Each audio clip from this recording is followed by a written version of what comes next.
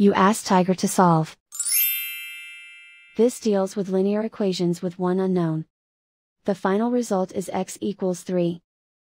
Let's solve it step by step. Simplify the expression. Expand the parentheses. Simplify the arithmetic. Group like terms. Multiply the coefficients. Group all x terms on the left side of the equation. Add 2x to both sides.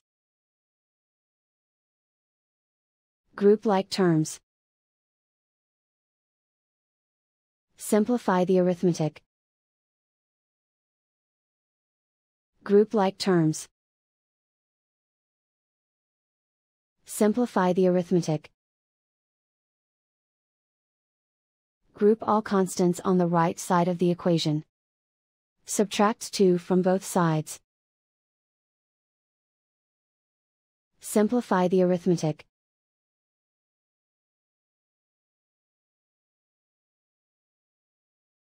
Isolate the x. Divide both sides by 10.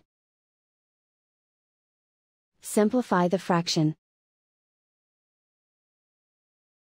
Find the greatest common factor of the numerator and denominator.